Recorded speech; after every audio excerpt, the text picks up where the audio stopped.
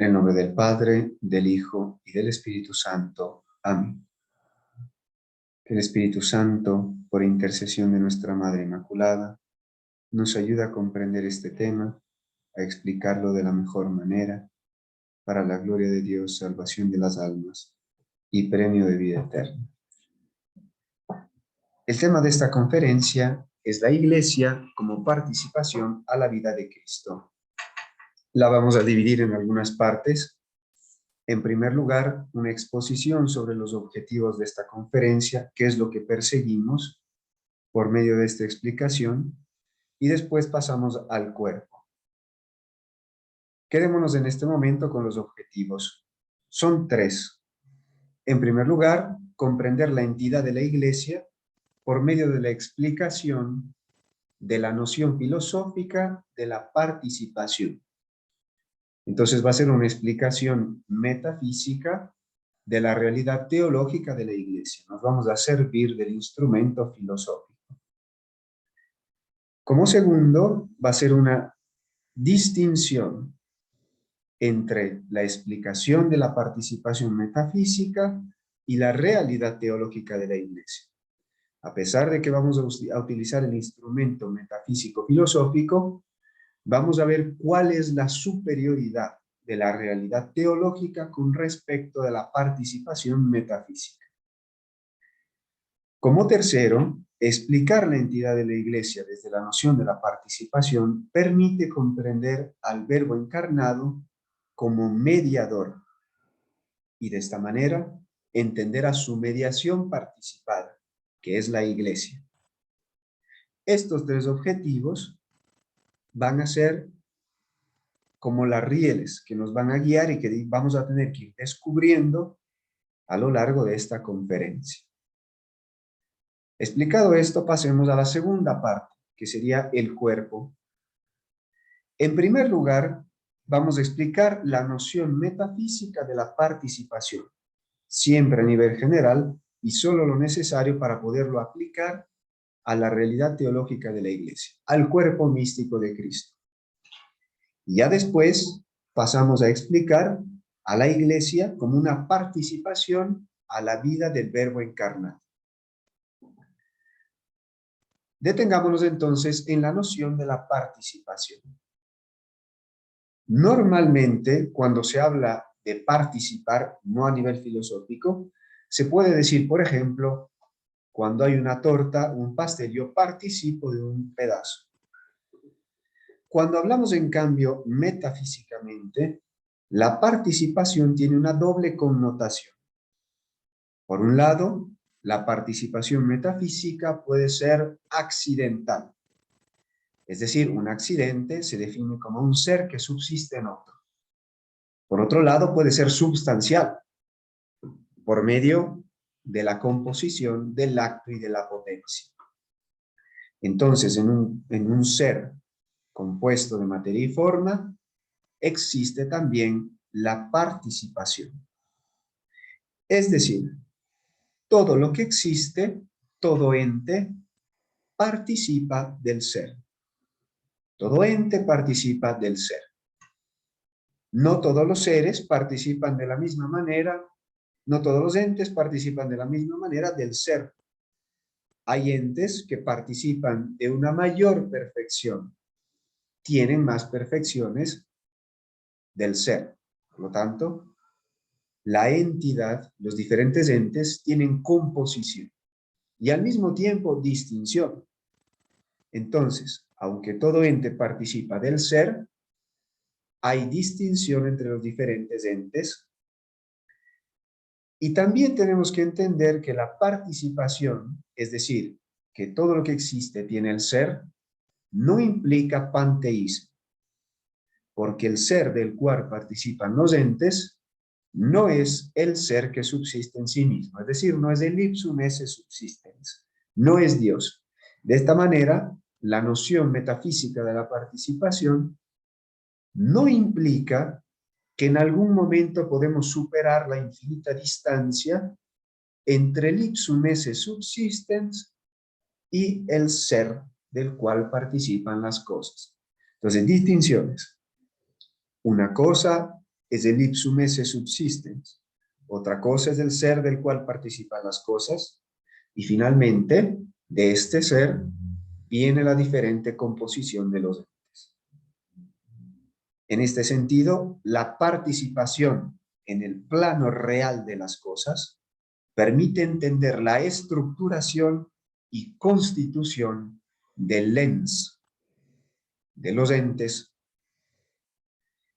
Y por lo tanto, la participación implica que los seres participan del ser y están conectados. Esto quiere decir que existe la analogía, lo cual no significa que no haya distinción en los seres.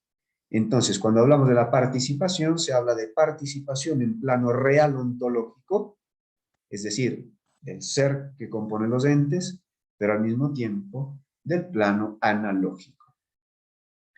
En este sentido, podemos decir que el ente participado es un ente causado. Todo ente participado es ente causado. La causalidad, las 4 causalidades básicas, son la final, la formal, la material y la eficiente. Existen muchas más, pero a efectos de esta conferencia nos limitamos a estas 4.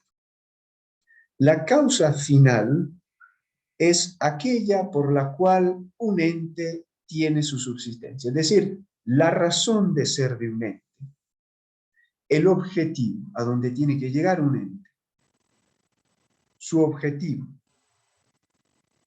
Esto significa que la causa final atrae por la vía del amor, por el bien que tiene, no tanto como principio intrínseco del ser. Es la causa por el cual algo fue hecho, es una causa externa. Ahora bien, la causa formal es aquel principio constitutivo que determina a un ente para que sea lo que es. Es el principio formal. La causa material es aquella en la cual la causa formal actúa. Es el principio de lo cual algo está hecho, distinto de la formal, que la causa formal era el principio constitutivo que hace que la cosa sea lo que es. La material, en cambio, es aquello de lo cual algo se realiza. Por lo tanto, la formal necesita de la material y la material de la formal. Quiere decir que la relación entre la causa formal y material es necesaria. Se causan, la una causa la otra. Ahora bien, la formal y la material tienen una tendencia que va a ser su causa final, pero para que ellas dos puedan accionarse, puedan meterse en acto, necesitan de la causa eficiente. La causa eficiente es aquella que unifica, que mete en acto la potencia de la materialidad. Es la causa que acciona la formalidad y la materialidad. Las unifica. De esta manera, todo ente participado es causado. Pero recordemos que no se puede seguir hacia atrás pensando en la causa de los diferentes entes. Tenemos que llegar siempre a aquel motor inmóvil.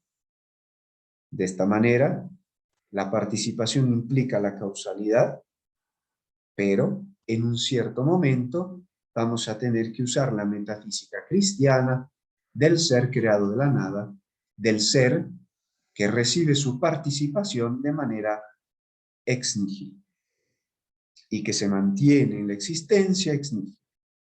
Porque como habíamos dicho al inicio, el ser del cual participan los entes no es el ipsum esse subsistens. Ahora bien, esto significa que en el ser, que siempre es ser por participación, vamos a encontrar causalidad, participación y analogía. La causalidad va a ser la fundación del ser. La participación va a consistir en su estructuración, la estructuración de un determinado ente.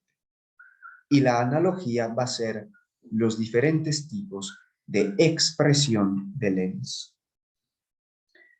Dicho esto, pasemos a la explicación de la Iglesia como participación de la vida de Cristo, el Verbo encarnado. Para esta parte de la conferencia, que consiste en la parte más sustancial del tema, pero hay que estar atentos, vamos a hablar en primer lugar de la recapitulación en Cristo, que es el motivo por el cual todo fue creado. Todo fue creado por Él, el Verbo, y para Él. Y también Él es el cuerpo, Él es la cabeza del cuerpo que es la Iglesia. De manera que hay que hablar de la recapitulación en Cristo antes de hablar de la Iglesia como participación de la vida de Cristo. Como segundo punto, hay que hablar de Cristo como tal en cuanto mediador. Cristo como tal en cuanto mediador entre Dios y los hombres, tanto en su ontología, es decir, en el ser del Verbo encarnado, como en su obra redentora. Cuando hagamos esta explicación, vamos a concluir como Cristo es cabeza de toda la humanidad. Vamos a llegar a ese punto. Cristo, cabeza de la humanidad. Por tanto, la tercera parte de esta segunda es Cristo, cabeza de la humanidad, es una extensión de sí mismo. Una extensión de sí mismo. Y esto nos va a llevar, la Iglesia, como extensión de Cristo, a hablar de la causalidad. La causalidad de la Iglesia. Y en este sentido vamos a ver cómo la mediación participada de la Iglesia tiene los tres puntos que habíamos dicho antes. Podemos explicar esta realidad teológica por medio de estas tres instrumentos metafísicos, digámoslo así: participación, causalidad y analogía. Hay una participación de la vida de Cristo hacia la Iglesia. La Iglesia será, por lo tanto, causada, tendrá también sus causas, y vamos a aplicar las cuatro causalidades principales metafísicas a la Iglesia. Y de ahí terminamos hablando de la analogía de la Iglesia. Para concluir, cómo fuera de la Iglesia no existe salvación por fuerza mayor de cosas. Siendo así, vamos a comenzar con la primera parte. En primer lugar, Dios quiso crear todo el universo y a la criatura racional, tanto ángeles como seres humanos, para recapitularlos por medio del Verbo. Esto significa que existen dos órdenes del ser: el ser natural y el orden sobrenatural, ¿no? Un orden natural y un orden sobrenatural. Y la criatura racional, tanto el ángel como los hombres, fueron elevados a un plano superior al que les correspondía por naturaleza. Y en este sentido estamos situados en el tiempo de la historia prelapsaria, es decir, antes del pecado original. El hombre fue elevado a la gracia y entonces la vida trinitaria estaba en Adán y Eva. Y la vida trinitaria producía la gracia santificante. Entonces, distinción para tener en cuenta: la sustancia divina de la cual son las tres personas trinitarias no es la gracia santificante. La gracia santificante es la gracia creada que se produce en nosotros cuando tenemos la inhabitación. Al mismo tiempo, la gracia divina eleva nuestra naturaleza para que seamos capaces de ser inhabitados por la Santísima Trinidad. Esta gracia es la gracia del Verbo. Y esta gracia venía distribuida a la humanidad sin la necesidad de los santos sacramentos de la Iglesia. También esta Iglesia, ya constituida por ángeles y la primera humanidad prelapsaria, no tenía una jerarquía instituida. La gracia fluía de Dios a la humanidad sin la necesidad de la mediación. Era directo. Sin embargo, seguía siendo la gracia del Verbo. Es la gracia del Verbo. Ahora bien, después del pecado original, se rompe esta elevación de la naturaleza a la sobrenaturaleza, de la humanidad del hombre, y además se hiere la naturaleza. Recibe una herida. Ahora se necesita un mediador. Este va a ser el motivo por el cual el Verbo va a tener que encarnarse. Ahora bien, llegado a este punto, hablemos de Cristo en cuanto mediador. Por lo tanto, la ontología de Cristo. Cuando el Verbo se encarna y asume una naturaleza humana, en la misión del Hijo, una misión ad extra, se produce una unión, como no existirá de nuevo jamás, entre la naturaleza divina y la humana, por medio y en virtud de la gracia de la unión hipostática. La unión hipostática es una unión en la persona de las dos naturalezas, la naturaleza divina de la segunda persona de la Trinidad y una naturaleza humana. Esta unión se da en la persona del Verbo, es decir, hay verdadera divinidad y humanidad, verdadero Dios y verdadero hombre, pero es la persona del Verbo. Cuando la naturaleza divina toca a la humana, la repleta de la gracia, la llena de la gracia, en la intensidad más fuerte que podamos imaginar y en la cantidad más abundante de todas las gracias. De manera que en Cristo subsiste la plenitud de la gracia y de la verdad. Cualquier gracia que se pueda desprender de esta tiene su principio constitutivo en la gracia de Cristo. Entonces, las virtudes teologales, los carismas, las diferentes vocaciones, los caracteres diversos que vienen a través de los tres sacramentos que imprimen carácter, todo viene de la virtual, de la potencialidad y de la plenitud que tiene Cristo. Todo se desprende de él. Todo se encuentra en él a modo de plenitud. Aún, gracias como, aunque Cristo no fue Padre, la gracia de Cristo fue capaz de capacitar a María Santísima para ser la madre de él, del Creador. Aunque Cristo no tuvo mujer, la gracia de Cristo es capaz de capacitar a un hombre, valga la redundancia, de ser un buen marido. Entonces, en la gracia de Cristo se encuentra toda la potencialidad y la plenitud que después se va a tener que extender en la iglesia. Como dice San Juan, en él existe la plenitud de la gracia y de la verdad.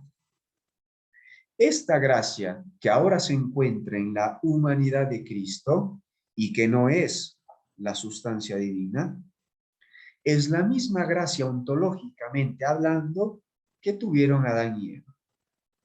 Es la misma gracia que antecedentemente se le aplicó a los padres y a aquellos santos del Antiguo Testamento, pero que fue aplicada con antecedencia. Por lo tanto, es la gracia del Verbo encarnado. Es la gracia del Verbo encarnado. Entonces, a diferencia del modo prelapsario, lo que ha cambiado es la modalidad de distribución. Ahora se necesita el mediador, aquel que tiene las dos naturalezas y que intercede moralmente por la humanidad. Entonces, Cristo tiene la plenitud de la gracia, no solo en virtud de la unión hipostática, sino también de su obra redentora. Él, por medio de sus actos libres y más perfectamente, con mayor perfección, en su misterio pascual, pasión, muerte, resurrección, ascensión al cielo, meritó también la gracia. Entonces, por un lado, plenitud de gracia en virtud de la unión hipostática, pero también meritó una cantidad infinita de mérito para la humanidad por su obediencia y perfecta adhesión al plan del Padre, por obedecer al Padre, y obtuvo los méritos suficientes para la redención de la humanidad. Entonces, por un lado, ontología, por otro lado, redención. Se puede redimir, Cristo puede redimir gracias a que tiene esta ontología. Entonces, del obrar sigue al ser. El obrar sigue al ser, perdón. En este sentido, podemos hablar de encarnación redentora. Y la gracia es la gracia de la redención. Por lo tanto, Cristo es cabeza de la humanidad. Cristo es cabeza de la humanidad en un doble sentido.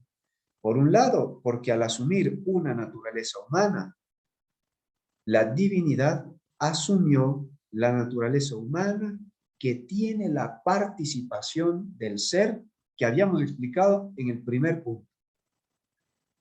Por lo tanto, al asumir la naturaleza humana, Cristo se une a todos los hombres, dignifica la raza humana, pero la raza humana participa de la comunidad del ser. Y en este sentido, Cristo, verdadero Dios y verdadero hombre, es ya cabeza de toda la humanidad, creyentes y no creyentes. Pero, como segundo punto, Cristo es cabeza de la humanidad porque la naturaleza humana de Cristo está tan cerca de la divinidad por medio de la unión hipostática, tan unida a la divinidad, sin mezclarse con ella, pero al mismo tiempo tan unida, como no lo podrá estar ninguna. Y fue elevada a un punto tal y tiene tanta gracia, más los méritos que adquirió en su obra redentora, que esto lo constituye también por este lado en cabeza de toda la humanidad. Ahora bien, como Cristo es verdadero hombre, en un determinado momento su humanidad limitada, su cuerpo que tenía límites, ascendió al cielo. Pero para que la obra de la redención, el contacto con Cristo se pudiera propagar, Él generó a la iglesia desde la cruz en cuanto a su aspecto sacramental. Recordemos que la iglesia existía ya desde el Antiguo Testamento, pero su aspecto sacramental, es decir, la manifestación sacramental de que la salvación viene por medio de su cuerpo, se produjo en el momento en el que Él fue traspasado en la cruz, como enseñan los santos padres, como el Adán dormido, del cual, abriéndole su costilla, salió Eva, del mismo modo, cuando Cristo estaba en la cruz y fue traspasado, nació la iglesia. En cuanto sacramento de salvación, de Cristo Salvador de la humanidad, en su obra redentora y en su muerte en la cruz.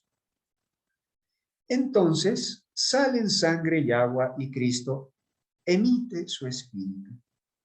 Signo de que la iglesia, segunda definición del Bossuet, es Cristo, difundido y comunicado.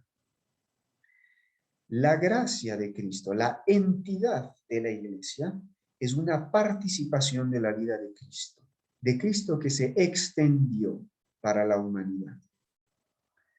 Esto significa que la iglesia es el cuerpo de Cristo y Cristo es su cabeza.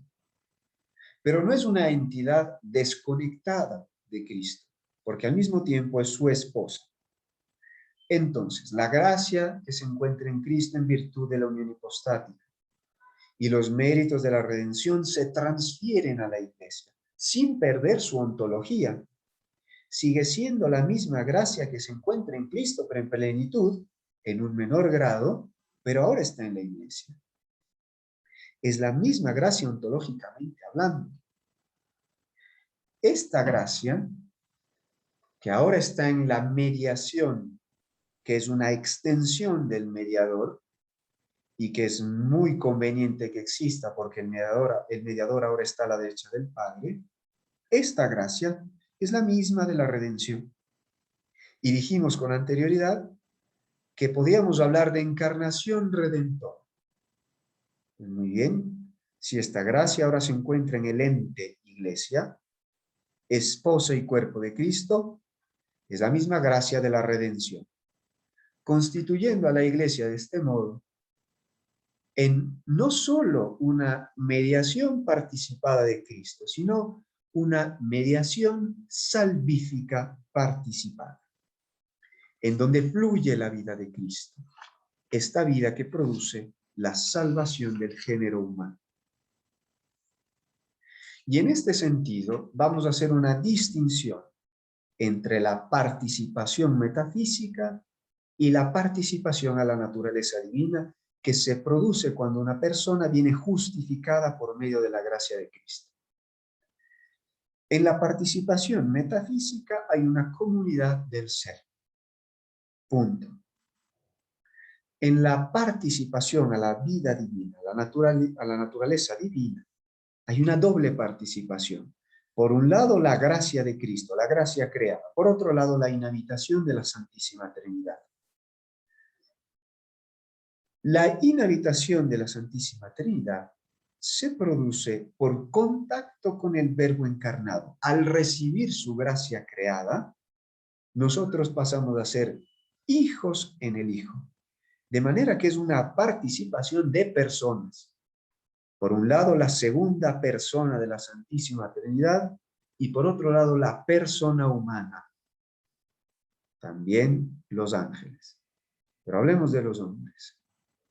La persona humana, hay un contacto personal, pero un contacto de persona humana a persona divina, en virtud de la gracia, por la cual realmente participamos de la vida trinitaria.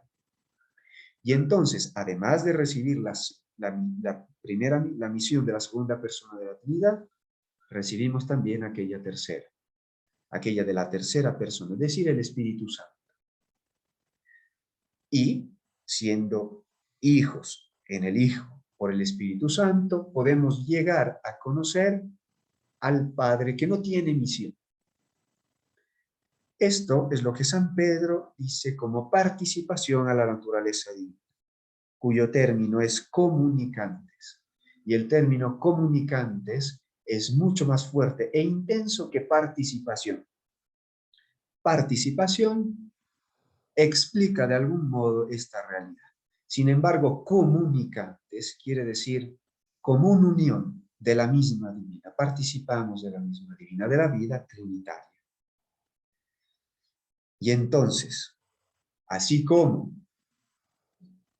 en la participación metafísica, los diferentes entes se estructuran de acuerdo a diferentes grados de participación de las perfecciones del ser, y todo ente existente participa del ser, del mismo modo al interno de la Iglesia, de acuerdo a las diferentes vocaciones, carismas, gracias y también cantidad de gracia que las personas puedan tener, se puede participar o menos de la Iglesia, de la eclesialidad. Y todas estas gracias y vocaciones que en Cristo se encuentran en plenitud, tienen un principio formal constitutivo, que es el de la gracia de Cristo. Si existe la gracia, se pueden desprender distintas intensidades, pero también vocaciones y gracias, como la profecía, el sacerdocio, el matrimonio, al interno del sacerdocio el episcopado, pero que todo esto en Cristo se encuentra en plenitud. Y en este sentido, la vida de la Iglesia, pero también en la Iglesia, puede ser explicada con la noción de la participación, teniendo en cuenta, pero, que la noción de participación le queda pequeña, le queda chica, porque la realidad teológica de este plan maravilloso por el cual podemos participar de la vida intratrinitaria, ciertamente no puede ser agotada con el instrumento filosófico que es netamente humano. Es netamente humano. Así como hay comunidad del ser, también existe la comunidad en Cristo. Y la Iglesia es una real participación, pero de realidades sobrenaturales en los seres humanos. De esta manera, la Iglesia es la mediación participada de Cristo, su extensión. Ahora bien, cuando el Creador produjo todas las cosas a imagen del Verbo con su sabiduría y con el fin de destinarlas a la recapitulación en Cristo, legó, unió determinados efectos a ciertas causas de manera invariable. De modo que un ser participado, siempre que estas causas se verifiquen, va a producir estos determinados efectos. Del mismo modo, en Cristo, que participa de la comunanza, la comunidad del ser creado, pero que también permite la participación a la naturaleza divina, Él ha determinado ciertas causas para que la iglesia sea lo que es. Así lo ha hecho Él. La iglesia, como extensión de Cristo, como tal, no era necesaria, porque Cristo no depende de mediaciones secundarias.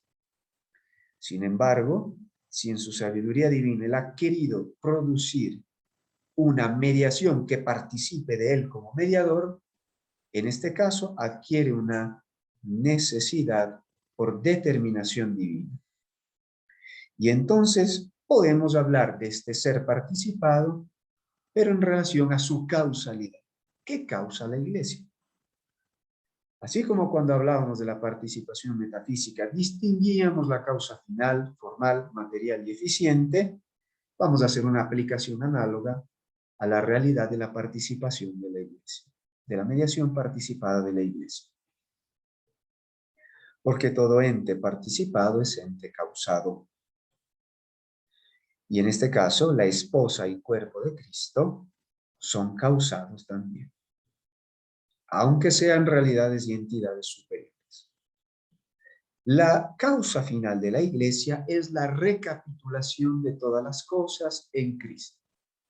La iglesia existe para continuar la obra de la encarnación, la redención y la comunicación de la gracia, que tiene como fin último que todo se pueda recapitular en Cristo.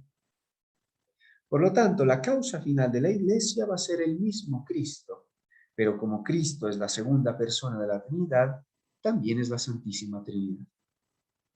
Por lo tanto, causa final de la iglesia, la Trinidad y Cristo al interno de un plan salvífico, plan que se aplica a toda la humanidad, ¿no? Como segundo, existe una causa formal. Dijimos que la causa formal era el principio de lo cual, el principio constitutivo de una realidad, lo que hace que una realidad pueda determinarse como tal.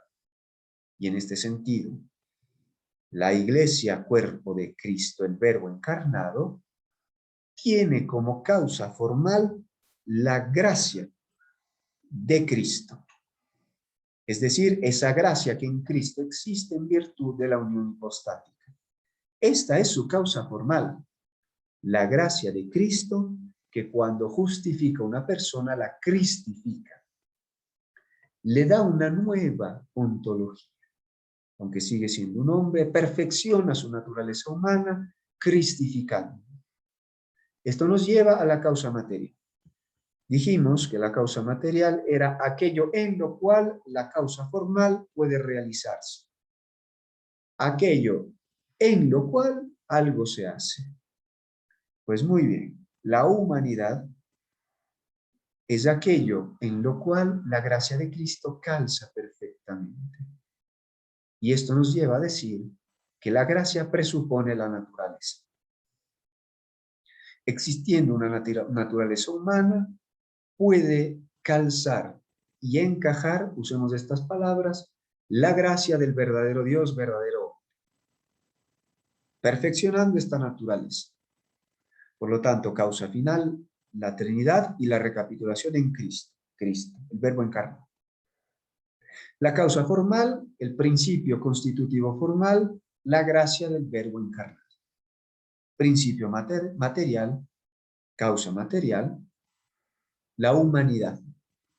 Y la causa eficiente, aquella que opera la unión de la causa material y formal, es el Espíritu Santo. Entonces, a diferencia del ente participado, cuyas causas son siempre al interno del orden natural creado, hay principios de la Iglesia que son sobrenaturales. Y aunque no toda causa es principio, algunas de las causas que acabamos de describir sí son principios sobrenaturales, como la gracia de Cristo, la causa eficiente del Espíritu Santo y la causa final, aunque la causa final es causa moral y por tanto externa. Por lo tanto, es un ente sobrenatural, cuyas leyes sobrenaturales responden a una causalidad en analogía con la participación metafísica. Es así. Ahora bien, distingamos. Una cosa son los principios de la Iglesia y otra cosa es la ocasión. La ocasión es simplemente aquella determinación de la criatura libre por la cual permite a la causa formal de actuar, es decir, la libertad de la criatura racional.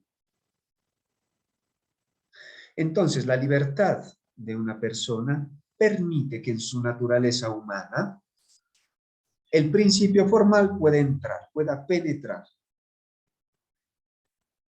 El primer momento en la historia, el primer momento cronológico en el cual se produjo una comunión teologal ya con Cristo, verbo encarnado, fue en la encarnación. Aunque María Santísima ya tenía la gracia de Cristo desde la Inmaculada Concepción y tuvo una aplicación preveniente de la Santa Gracia, todavía faltaba Cristo en cuanto verbo encarnado. Una vez que se produjo la unión hipostática por la fuerza del Espíritu Santo y una naturaleza humana se unió a la segunda persona, en ese momento ya existía Cristo, cabeza de la humanidad, con toda la riqueza y plenitud de gracia, más un ser humano, causa material, María Santísima, como ocasión de su libertad plenamente dispuesta a acoger la gracia, unidos por el Espíritu Santo, y cuyo fin de esta unión va a ser realizar la recapitulación en Cristo. De manera que el primer momento de la Iglesia, sacramento de la salvación, digámoslo así, concretizado en seres humanos más Cristo, cabeza de la humanidad, fue en el momento de la encarnación. Aunque su manifestación sacramental haya sido el momento en el cual Cristo fue traspasado en la cruz. Y tomando en cuenta que la Iglesia ya existía desde que el Señor elevó a lo sobrenatural al hombre, ¿no? Entonces, teniendo presentes todas estas distinciones, podemos entender la realidad y la complejidad y la participación de la Iglesia. Entonces, el modo en el cual los seres humanos que participamos de la naturaleza divina nos podemos salvar, va a ser ese modo que el mediador que tiene la unión hipostática haya establecido. Y como la justificación que coincide con la inserción en la iglesia de una persona se produce por medio de esta causalidad, no existe otro modo de salvarse que no sea este, ya sea por medio de pertenencia explícita o implícita a la iglesia, que en este momento no nos vamos a meter a explicar, porque nos extenderíamos y nos salimos un poco del contexto. Ya sea por participación extrínseca o intrínseca, se requiere esta causalidad y se necesita de estos efectos que dependen de determinadas causas, tanto a nivel metafísico como a nivel sobrenatural, tomando en cuenta que la participación metafísica ontológica de la criatura racional fue elevada al sobrenatural y cuyo fin es, al final de los tiempos, la recapitulación ya no solo de las criaturas racionales, sino de toda la creación en Cristo. De este modo, Cristo nuestro Señor es el camino, la verdad y la vida. Y este ser, que es una extensión de sí mismo, la Iglesia, cuerpo de Cristo, se constituye como el único camino de salvación para la humanidad. Repito, ya sea explícita o implícitamente la participación en la Iglesia, pero en virtud de la causalidad de este ente participado, fuera de la Iglesia no puede existir la salvación. Y solo a través de Cristo, en su mediación participada, unida a Él, existe la extensión de su vida. Y al igual, analógicamente, hablando, que en la participación de los seres hay distintos niveles de participación, también en la Iglesia hay distintos modos de participación. Hay un nivel en el cual se participa plenamente de Cristo y de sus medios salvíficos, y hay uno en el cual se participa cada vez menos. Esto está perfectamente explicado en la cuestión 8 de Santo Tomás de Aquino y es retomado en la doctrina eclesiológica de la Lumen Gentium, hasta llegar a un punto en el que se puede tener una pertenencia potencial a la Iglesia. Lo que no podría existir es otro medio que participe de la extensión del Verbo encarnado. Entonces, como todo ser humano comparte la naturaleza humana con Cristo, y Cristo recibió la gracia por la virtud, y la naturaleza humana de Cristo recibió la gracia en virtud de la unión hipostática, que luego destinó para la salvación de todos los hombres, este sería el único medio de salvarse. Entonces, la Iglesia es una participación de la vida de Cristo. Y en este sentido, retomamos los objetivos del inicio. Se comprende la entidad de la Iglesia con el concepto filosófico de la participación, salvaguardando las infinitas distancias que existen entre la superioridad de la comunión con las personas divinas y la inhabitación trinitaria que se produce gracias a la gracia de Cristo. Y en este sentido, el único mediador entre Dios y los hombres es Cristo, y Él en su mediación participa, que es la Iglesia. Y con esto concluimos nuestra conferencia. En el nombre del Padre, del Hijo y del Espíritu Santo. Amén. Que María Santísima nos dé la gracia para ser felices en la Iglesia y procurar que nuestra participación a la vida de Cristo, por medio de la cooperación a la gracia, llegue hasta configurarnos con el hombre perfecto, Cristo Jesús. A nosotros personalmente y después a las cosas y a la historia en la recapitulación en Cristo. Amén.